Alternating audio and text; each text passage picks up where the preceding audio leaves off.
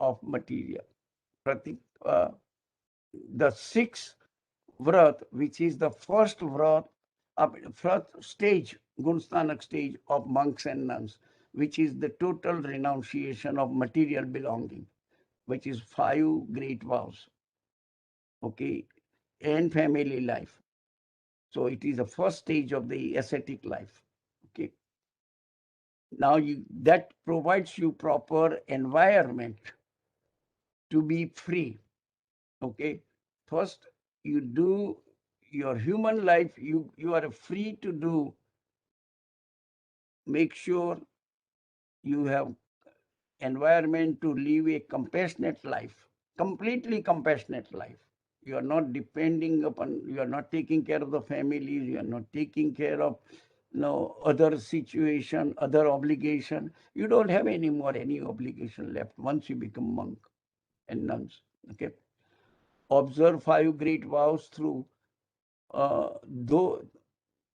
through possesses some pramad and unawareness. Now, this is the situation that when you are, let's say, monk is delivering sermon, the delivering of the sermon is a pramad, because during that time you are not within your own soul, unless you are a tirthankar level, okay, where you are always awareness, regardless of whether you are delivering lecture or not, okay.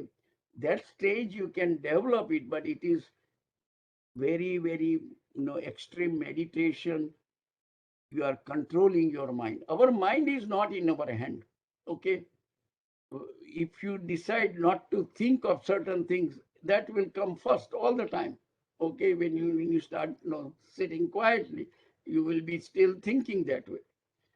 So what we are saying is, the ultimately, how can you control your mind in such a way that it will behave the way you want to behave? And our mind is not in our hand under normal circumstances, unless somebody reaches to Kivagna stage, okay. Their mind is always in their hand, and actually it is a Omani Dasha. The mind disappears, okay, because mind is a rate of flow of thought. Rate of flow of thought is called mind.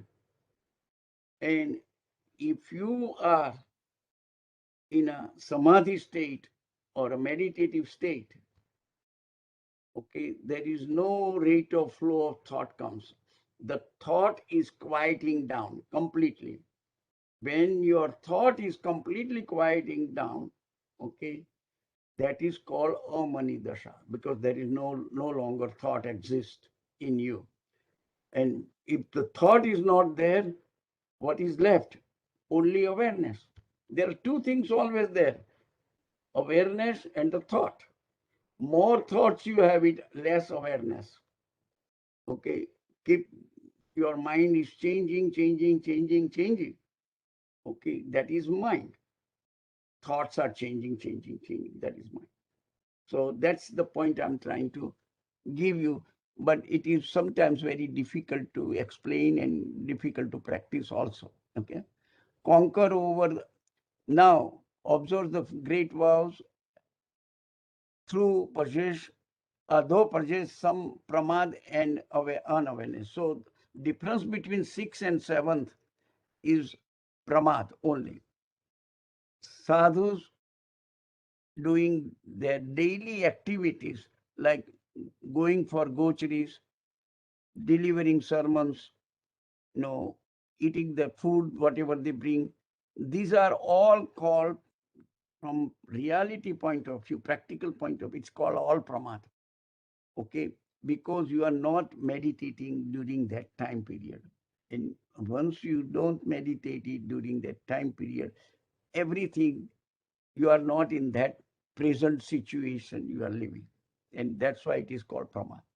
Conquers over four pratyakhani kashaya, which is the little high passion, but less than apratyakhani.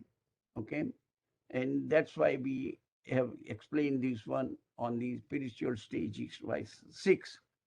On the 7th Gunasthanak, okay, apramatva virta, full renunciation with full self-awareness. That is the 7th Gunasthanak of the monk. And that is the highest stage for the monk, okay, under normal circumstances.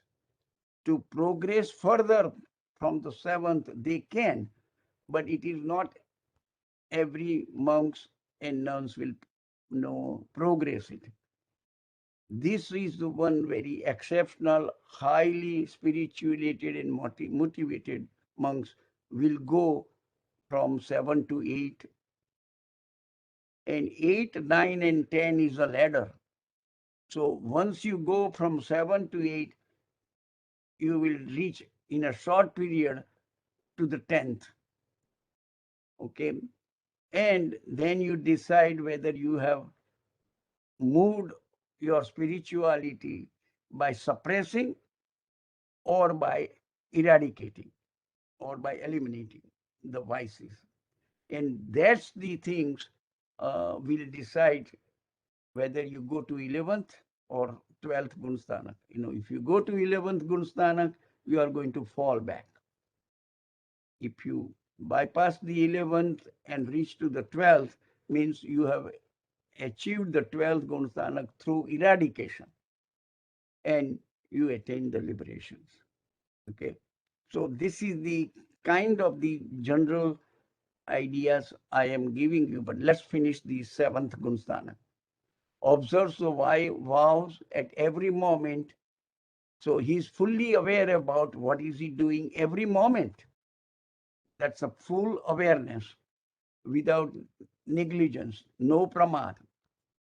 Passions are reduced to the minimum in intensity, quality, number, and form, called a Swanjalan Kashai, which is a very, even if they acquire karma, very minor, very mild, okay, it is called Swanjalan. There are 4 different categories, I told you, intensity point of view. Anantanubandhi, Apratyakhani Kashai, Pratyakhyani Kashai, and Swanjalan Kashai. Swanjalan Kashai is a very minor Kashai, and that is the only thing left in the 7th Gunasthanak. Okay, partial realization of natural joy and bliss, known as Swabhavik Anand. That's the first taste of Swabhavik Anand appears at 7th Gunasthanak. Okay. So that is the 7. Any question on 6th and 7th wise?